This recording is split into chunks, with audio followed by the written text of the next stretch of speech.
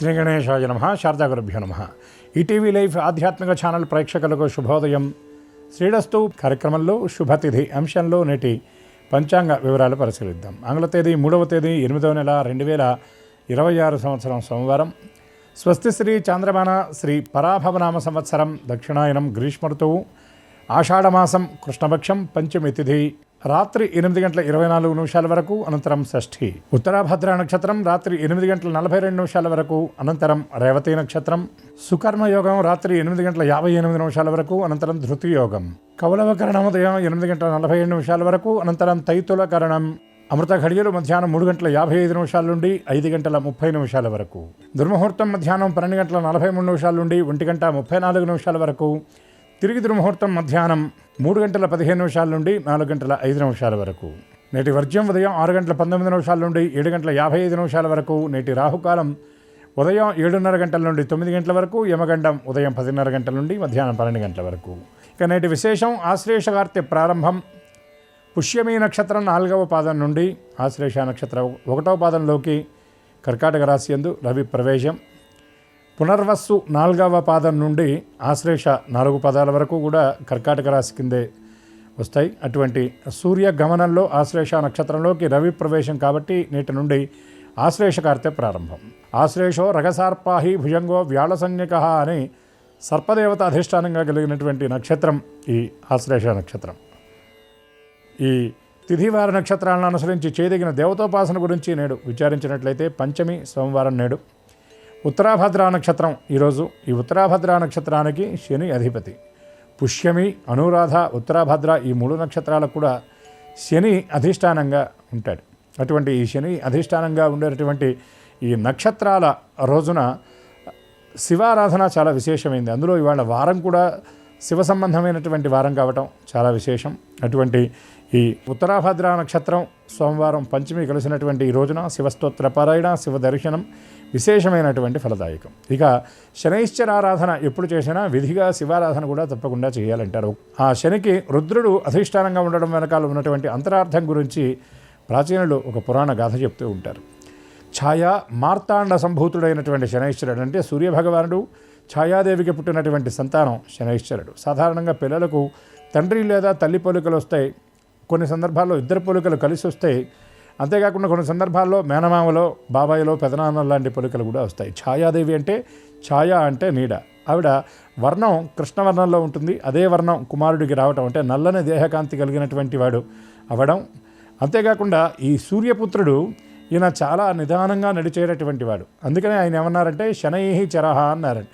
శనైహి చరహ అంటే నిదానంగా నడిచేటటువంటి వాడు. ఆయన మందగమనుడు అని కూడా అంటారు. సాధారణంగా లోకల్లో నిదానంగా ఉండేటటువంటి వాళ్ళని చూస్తే అందరూ గేలి చేస్తుంటారు. అట్లాగే ఈ పిల్లవాడిని కూడా అందరూ గేలి చేసేవారు.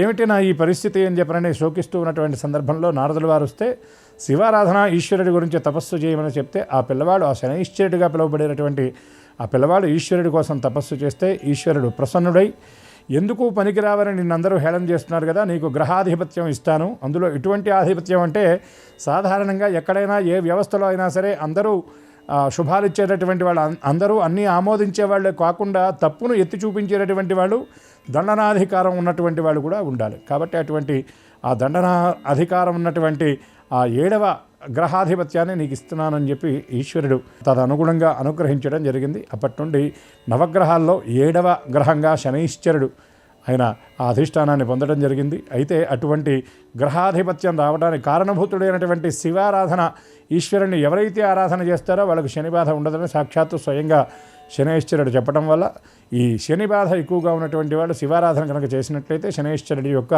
అనుగ్రహం కలుగుతుందని దీని వెనకాల ఉన్నటువంటి ప్రాచీన గాథగా పెద్దల చేత చెప్పబడుతుంది.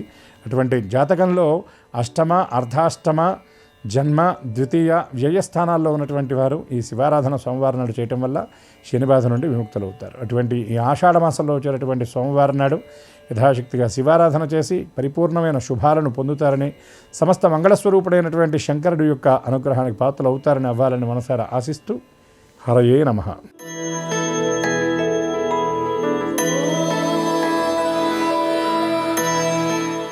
ఈటీవీ లైవ్ ప్రేక్షకులకి నమస్కారం. శ్రీరస్సు కార్యక్రమంలో గ్రహయోగ వంశానికి స్వాగతం.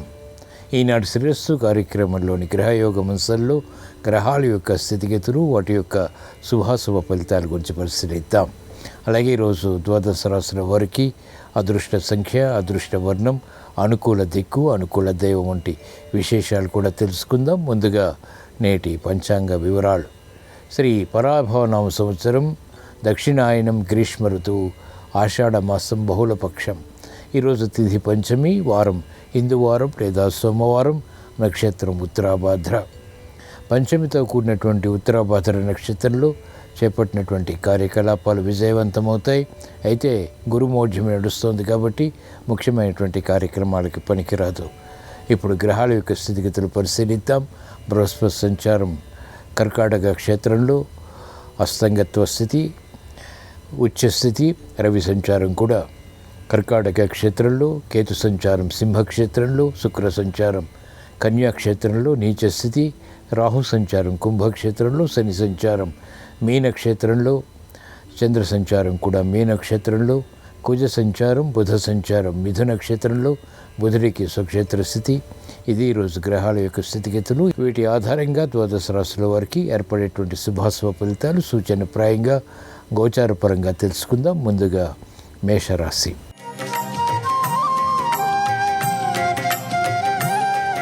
ఈరోజు మేషరాశి వారి ఫలితాలను పరిశీలించినట్లయితే ఆర్థిక విషయాల్లో అలజడి తగ్గుతుంది. మెరుగైనటువంటి అవకాశాలకై తహతహ పెరుగుతుంది. మానసిక ధైర్యం పెంపొందింప చేసుకోగలుగుతారు. మానసిక భీతి కూడా సమాంతరంగా ఉంటుంది. గతంలో చేసినటువంటి పొరపాట్ల ద్వారా ఏర్పడినటువంటి ప్రతికూలతని ఎదుర్కోగలుగుతారు. నూతన కార్యక్రమాల విషయంలో విఘ్నాన్ని చవిచూస్తారు. ఆందోళన ఉన్నప్పటికీ చేపట్టినటువంటి కార్యకలాపాలపై విశ్వాసాన్ని కూడా సమాంతరంగా పెంపొందింప చేసుకునేటువంటి అవకాశాలు కొంతవరకు ఊరట కలిగిస్తాయి. ఈరోజు మేషరాశి వారి అదృష్ట సంఖ్య 2. ఈరోజు మేషరాశి వారి అదృష్ట వర్ణం తెలుపు, అనుకూల దిక్కు తూర్పు. ఈరోజు మేషరాశి వారు శ్రీ మహాలక్ష్మీదేవిని భక్తి శ్రద్ధలతో దర్శించడం, స్మరించడం, పూజించడం ద్వారా, శ్రీ సూక్త విధానంతో కీర్తించడం ద్వారా అనుకూల పరిస్థితులు ఆర్థికంగా ప్రారంభమవుతాయి. ఏలినాటి శని ద్వారా, ఇతర గ్రహ ప్రతికూలత ద్వారా ఏర్పడేటువంటి విఘ్నాలు, జాప్యాలు, అవరోధాలు ఎదుర్కోగలుగుతారు లేదా అనుకూలంగా మరల్చుకోగలుగుతారు.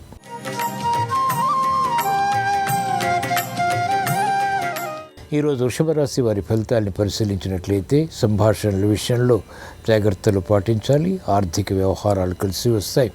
మెరుగైనటువంటి అవకాశాలు వృత్తి, వ్యాపార, ఉద్యోగ విషయాల్లో చేజిక్కించుకోగలుగుతారు. ప్రతిభ గుర్తింపబడుతుంది. ఆందోళనకర పరిస్థితులను నియంత్రించగలుగుతారు. ఆర్థిక పరిస్థితి మెరుగవుతుంది. కార్యక్రమాల్లో వేగం మహిళలకు పెరుగుతుంది.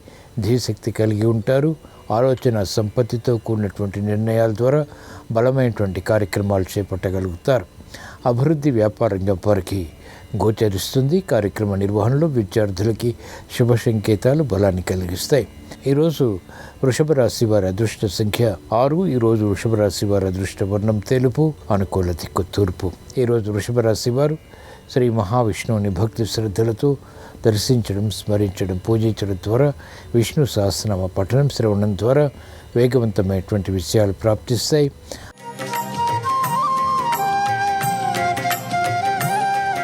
ఈరోజు మిథున రాశి వారి ఫలితాలను పరిశీలించినట్లయితే ఆరోగ్య విషయంలో చిరు సమస్యలు కొనసాగుతాయి. ఆర్థిక విషయాలు సాధించగలుగుతారు. మెరుగైనటువంటి అవకాశాలు, చాకచక్యంగా నిర్వహించేటువంటి సామర్థ్యం, సమర్థత కలిగి ఉంటారు. బలమైనటువంటి మిత్రుల ద్వారా లబ్ధి చేకూరుతుంది. సంభాషణ రుచిస్తాయి. ఆరోగ్య పరిస్థితి మెరుగవుతుంది. అయినప్పటికీ ఆందోళన కూడా సమాంతరంగా ఉంటుంది. కార్యక్రమాల్లో వేగం మహిళలకు కలిసి వస్తుంది. నూతన విధి విధానాలతో కూడినటువంటి ఆలోచన పద్ధతితో కార్యక్రమాలు కొనసాగించి ఆర్థికంగా బలపడగలుగుతారు. ఈరోజు మిథున రాశి వారి అదృష్ట సంఖ్య 9. ఈరోజు మిథున రాశి వారి అదృష్ట వర్ణం పసుపు, అనుకూల దిక్కు ఈశాన్యం. ఈరోజు మిథున రాశి వారు శ్రీ వెంకటేశ్వర స్వామిని భక్తి శ్రద్ధలతో దర్శించడం, స్మరించడం, పూజించడం ద్వారా ఆర్థిక విషయాలు కలిసి వస్తాయి. ఆరోగ్య పరిస్థితి మెరుగవుతుంది. విదేశీ ప్రయాణాలు ఉపకరిస్తాయి.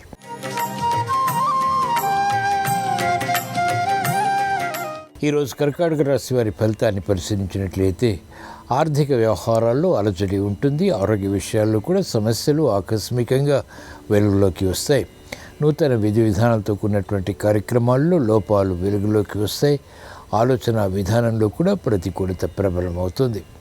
మంచి నిర్ణయాలు తీసుకోలేకపోతారు. తీసుకున్నటువంటి నిర్ణయాలు కాలయాపనకి గురవుతాయి. విరోధాలతో కూడినటువంటి విమర్శలతో కూడినటువంటి కార్యక్రమాలు ద్వారా ప్రతికూలత ప్రబలమవుతుంది. ఆర్థిక వ్యవహారాల్లో వ్యాపార రంగం వారు ఆచితూచి వ్యవహరించాలి. ఆర్థిక సంబంధిత లావాదేవీల విషయంలో మహిళలకు నూతన సమస్యలు వెలుగులోకి వస్తాయి. ఈరోజు కర్కాటక రాశి వారి అదృష్ట సంఖ్య 1. ఈరోజు కర్కాటక రాశి వారి అదృష్ట వర్ణం పసుపు, అనుకూల దిక్కు తూర్పు. ఈరోజు కర్కాటక రాశి వారు మహాకాళి అమ్మవారిని భక్తి శ్రద్ధలతో దర్శించడం, స్మరించడం, పూజించడం ద్వారా మానసిక క్లేశాలు నియంత్రించబడతాయి. చేపట్టినటువంటి కార్యకలాపాల్లో విఘ్నాలు, జాప్యాలు కనుమరుగవుతాయి. ప్రశాంతత పెరుగుతుంది.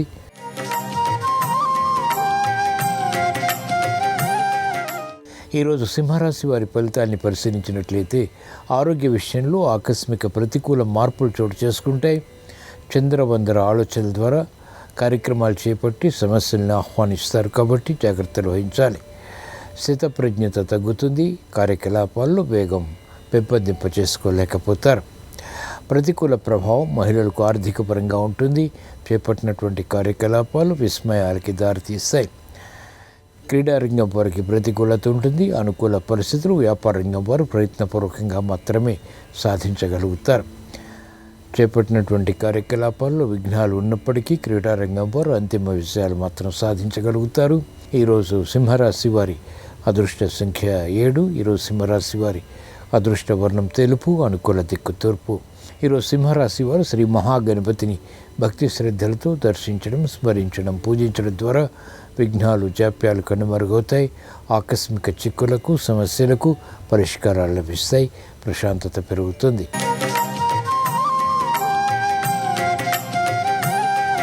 ఈరోజు కన్యారాశి వారి ఫలితాన్ని పరిశీలించినట్లయితే అలంకరణకి ప్రాధాన్యత ఇస్తారు. చేపట్టినటువంటి కార్యకలాపాలపై పట్టు బిగించగలుగుతారు. ఆర్థిక పరిస్థితి వేగవంతంగా అనుకూలతని పెంచుతుంది. మంచి మార్పులు వృత్తి, వ్యాపార, ఉద్యోగ విషయాల్లో ఆర్థికంగా లాభిస్తాయి. విద్యార్థులకి శుభశకునాలు గోచరిస్తాయి. నూతన కార్యక్రమాలు వ్యాపార రంగం వారు ప్రారంభించగలుగుతారు.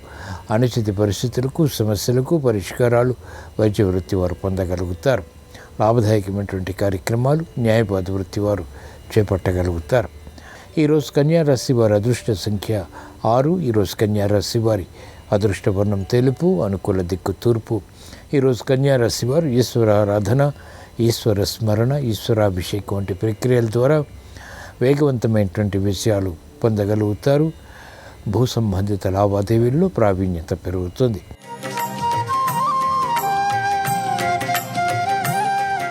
ఈరోజు తులారాశి వారి ఫలితాన్ని పరిశీలించినట్లయితే ఆర్థిక సంబంధిత లావాదేవీల విషయంలో అనుకూలత కొనసాగుతుంది. ఉద్యోగ వ్యవహారాల్లో చిరు సమస్యలు చోటు చేసుకుంటాయి. కార్యక్రమ నిర్వహణలో నైపుణ్యం కలిగి ఉంటారు. న్యాయవాద వృత్తి వారికి కాలయాపన ద్వారా ఏర్పడినటువంటి సమస్యలు పరిష్కరింపబడతాయి. వ్యాపార రంగం వారికి అనిశ్చితి తగ్గుతుంది. ఆర్థిక సంబంధిత లావాదేవీల విషయంలో నేర్పరితనం కలిసి వస్తుంది. అనుకూల పరిస్థితులు మహిళలు పెంపొందింప చేసుకోగలుగుతారు. ప్రాధాన్యతతో కూడినటువంటి అంశాలు విద్యార్థులకి విద్యాపరంగా లాభిస్తాయి. నూతన కార్యక్రమాలకు వ్యవసాయ రంగం వారు శ్రీకారం చుట్టగలుగుతారు. ఈరోజు తులారాశి వారి అదృష్ట సంఖ్య 2. ఈరోజు తులారాశి వారి అదృష్ట వర్ణం తెలుపు, అనుకూల దిక్కు తూర్పు. ఈరోజు తులారాశి వారు ఈశ్వరారాధన, ఈశ్వర స్మరణ, ఈశ్వరాభిషేకం వంటి ప్రక్రియలు కొనసాగించడం ద్వారా వేగవంతమైనటువంటి విషయాలు ప్రాప్తిస్తాయి.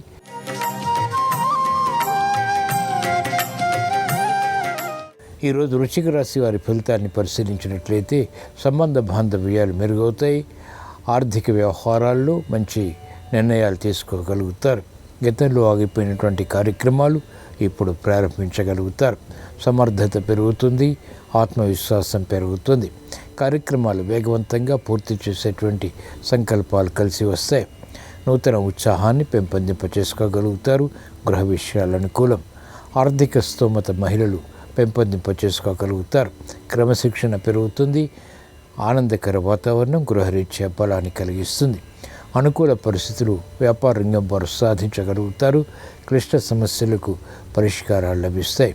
ఈరోజు వృశ్చిక రాశి వారి అదృష్ట సంఖ్య 6. ఈరోజు వృశ్చిక రాశి వారి అదృష్ట వర్ణం తెలుపు. అనుకూల దిక్కు ఉత్తరం. ఈరోజు వృశ్చిక రాశి వారు శ్రీ మహావిష్ణువుని భక్తి శ్రద్ధలతో దర్శించడం, స్మరించడం, పూజించడం ద్వారా, విష్ణు సహస్రనామ పఠనం శ్రవణం ద్వారా విశేష కీర్తితో కూడినటువంటి, విశేష ధనంతో కూడినటువంటి కార్యక్రమాలు కొనసాగించగలుగుతారు.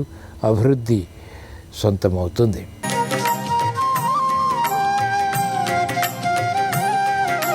ఈరోజు ధనుస్సు రాశి వారి ఫలితాన్ని పరిశీలించినట్లయితే ఆర్థిక చిక్కులు, సమస్యలు ఆకస్మికంగా చోటు చేసుకుంటే కార్యక్రమాల్లో వేగం తగ్గుతుంది. గతంలో చేసినటువంటి పొరపాట్లు ఇప్పుడు వెలుగులోకి వస్తాయి. కాలయాపన అన్ని రంగాల వారికి అన్ని విషయాల్లో కొనసాగుతుంది. ఆర్థిక పరిస్థితి అయోమయాన్ని కలిగిస్తుంది. నూతన కార్యక్రమాలు వెంటనే ప్రారంభించలేకపోతారు. ఆరోగ్య విషయంలో జాగ్రత్తలు పాటించాలి. అతి జోక్యం ద్వారా ఏర్పడినటువంటి సమస్యలు జటిలమవుతాయి. వ్యాపార రంగం వారికి ప్రతికూలత ప్రబలమవుతుంది. భాగస్వాములతో విరోధాలు తలెత్తేటువంటి సంఘటనలు మానసికంగా వేధిస్తాయి. ఈరోజు ధనుసు రాశి వారి అదృష్ట సంఖ్య 5. ఈరోజు ధనుసు రాశి వారి అదృష్ట వర్ణం ఆకుపచ్చ. అనుకూల దిక్కు ఉత్తరం. ఈరోజు ధనుసు రాశి వారు శ్రీ దక్షిణామూర్తిని భక్తి శ్రద్ధలతో దర్శించడం, స్మరించడం, పూజించడం ద్వారా అష్టమ బృహస్పతి ద్వారా, అష్టమ రవి ద్వారా, ఇతర గ్రహ ప్రతికూలత ద్వారా ఏర్పడేటువంటి సమస్యలు పరిష్కరింపబడతాయి.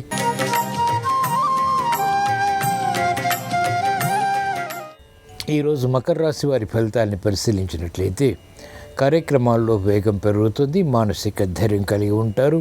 స్థిరమైనటువంటి కార్యాచరణ వృత్తి, వ్యాపార, ఉద్యోగ విషయాల్లో కార్యసిద్ధిని కలిగిస్తుంది. బలమైనటువంటి నిర్ణయాలు తీసుకోగలుగుతారు. స్థిరాస్తి విషయాలు అనుకూలిస్తాయి. భూ సంబంధిత లావాదేవీల విషయంలో నేర్పరితనం లభిస్తుంది. అనుకూల పరిస్థితులు ఆర్థికంగా, వ్యాపారంగా వారికి కలిసి వస్తాయి. ధైర్యంతో కూడినటువంటి కార్యక్రమాలు మహిళలు కొనసాగించి అంతిమ విజయాలు సాధించగలుగుతారు. పటుత్వం పెరుగుతుంది. గంభీర స్వభావంతో కూడినటువంటి కార్యక్రమాలు కొనసాగించి మెప్పును పొందగలుగుతారు. ఈరోజు మకర రాశి వారి అదృష్ట సంఖ్య 6. ఈరోజు మకర రాశి వారి అదృష్ట వర్ణం తెలుపు. అనుకూల దిక్కు తూర్పు. ఈరోజు మకర రాశి వారు మహాకాళి అమ్మవారిని భక్తి శ్రద్ధలతో దర్శించడం, స్మరించడం, పూజించడం ద్వారా వేగవంతమైనటువంటి విషయాలు ప్రాప్తిస్తాయి. మానసిక ధైర్యం కొనసాగుతుంది.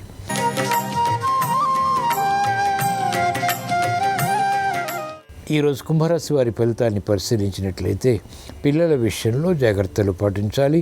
ఆర్థిక విషయాల్లో ఆచితూచి వ్యవహరించాలి. శ్రమ అధికమవుతుంది. చేపట్టినటువంటి కార్యకలాపాలపై విముఖత ఉంటుంది. అధిక ఒత్తిడికి గురయ్యేటువంటి సంఘటనలు ఆర్థికంగా లేకపోలేదు.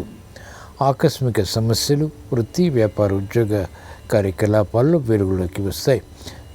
మెరుగైనటువంటి అవకాశాలు ప్రయత్నపూర్వకంగా మాత్రమే పొందగలుగుతారు. వ్యాపార రంగం వారికి నత్తనడక కార్యక్రమాలు కొనసాగుతాయి. చేపట్టినటువంటి కార్యకలాపాలపై వేగాన్ని పెంపొందింప చేసుకోలేకపోతారు.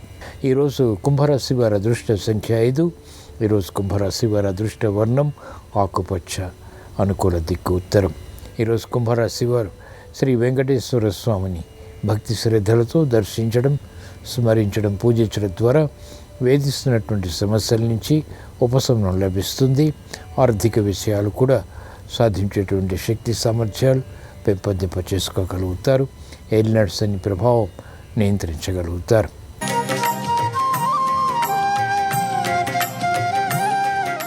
ఈరోజు మీన రాశి వారి ఫలితాలను పరిశీలించినట్లయితే ఆర్థిక స్తోమత పెరుగుతుంది. ఆర్థిక విషయాలు బలాన్ని కలిగిస్తాయి. గృహంలో సంతోష సంఘటనల్ని ఆహ్వానించగలుగుతారు. వివాహాది శుభకార్యాలపై మక్కువ పెరుగుతుంది. గృహ నిర్మాణాది కార్యక్రమాలపై ఆసక్తి పెరుగుతుంది. అనుకూల పరిస్థితులు వృత్తి, వ్యాపార, ఉద్యోగ కార్యక్రమాల్లో బలాన్ని కలిగిస్తాయి. మహిళలకు అత్యంత అనుకూల కాలం. చిరునవ్వు సంఘటనలు ఆర్థికంగా బలాన్ని కలిగిస్తాయి. మంచి నిర్ణయాలు విద్యార్థులు తీసుకోగలుగుతారు. విద్యలో అభివృద్ధి గోచరిస్తుంది. కార్యక్రమాల్లో వేగం పెరుగుతుంది. ఈరోజు మీన రాశి వారి అదృష్ట సంఖ్య 6. ఈరోజు మీన రాశి వారి అదృష్ట వర్ణం తెలుపు. అనుకూల దిక్కు ఉత్తరం. ఈరోజు మీన రాశి వారు ఈశ్వరారాధన, ఈశ్వర స్మరణ, ఈశ్వరాభిషేకం వంటి ప్రక్రియలు కొనసాగించడం ద్వారా వేగవంతమైనటువంటి విషయాలు ప్రాప్తిస్తాయి. ఆత్మవిశ్వాసం పెరుగుతుంది. ఏలినాడు శని ద్వారా, ఇతర గ్రహ ప్రతికూలత ద్వారా ఏర్పడేటువంటి ప్రతిబంధకాలు వేగవంతంగా నియంత్రించగలుగుతారు, విషయాలు సాధించగలుగుతారు. ఇవి ఈరోజు ద్వాదశ రాశుల వారికి ఏర్పడేటువంటి శుభాశుభ ఫలితాలు. ద్వాదశ రాశుల వారికి మానసిక ప్రశాంతతతో కూడినటువంటి విజయాలు సిద్ధించాలని, ఆర్థిక సంబంధిత లావాదేవీలు కలిసి రావాలని, నూతన ఉత్సాహంతో గృహపరంగా కార్యక్రమాలు ప్రారంభించి విజయాలు సాధించాలని సోమవారం సందర్భంగా ఈశ్వరుని స్మరిస్తూ ప్రార్థిస్తూ స్వస్తి.